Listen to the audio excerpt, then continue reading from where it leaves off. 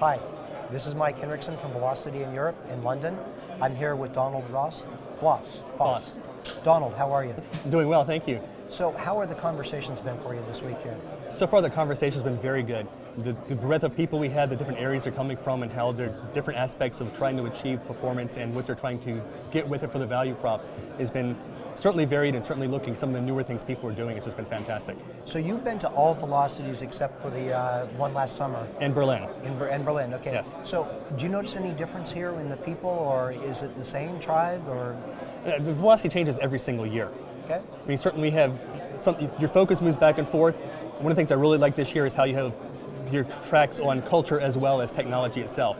That's something in previous sessions with ALSPA that we saw that was interesting, that I thought was useful, and a lot of people have gravitated towards not just how do I make stuff work, but how will you handle situations to recover from that without killing your staff. Okay. Those have been very interesting and useful, I think, for a lot of people. More like tech culture and how do you manage and all that. Exactly, which is not, one wouldn't have thought initially it was a natural offshoot of the velocity piece.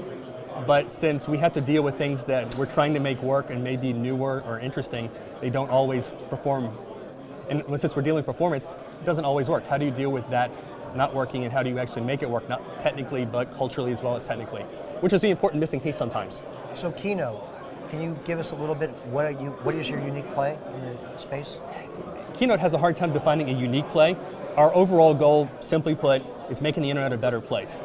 Making people happier internet, better performances, more satisfaction with their interaction on the internet itself. When I say better place, I'm not talking about content necessarily, but as far as how your satisfaction level works with your experiences on the internet. That could be with the speed, it could be with reliability, it could be does third-party tags load and the content not load, it could be with usability testing. All of those have several pieces to do with it.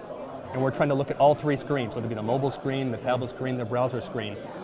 To us, it doesn't really matter that much because it's still people using the internet, and we want a high level of satisfaction. Do you see most of your customers wanting to focus on mobile? Is that the big hot spot right now? It's the big hot spot in the industry at a high level.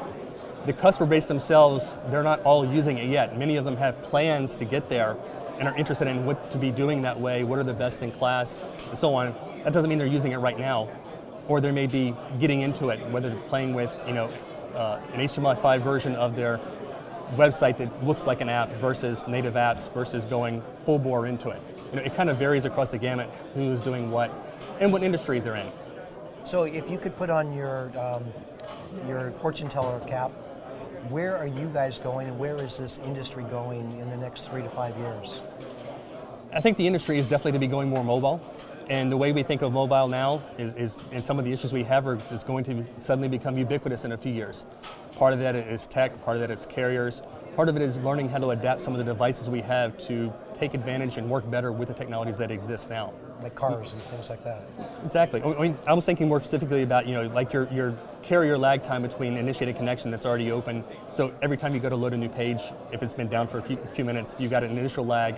You think it's the website, but it's actually your carrier. So those sort of things will be overcome. But as you said, the Internet of Things is also rapidly moving into that, and how the Internet of Things connects to the rest of the world, I really don't think is going to be always broadband. Yeah. I think that many of them are going to start connecting however they want to, and you'll even know it. I mean, think about OnStar, an early leader in that Internet of Things and integration. People don't think about, well, do I have a Wi-Fi or a phone in the car to make it hook up to? It just works. Yes. It connects and it talks.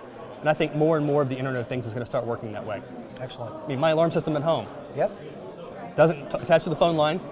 It does connect to the internet, but it has its own cellular modem built into it. I don't worry about it. It just does its stuff, and how it connects is not my problem. It just works. Yep. And that's the future. That's the future. That's what we're trying to get to make things just work. Donald, I hope we see you at more Velocities. I certainly intend to. Great. It's one of my favorite events of the year.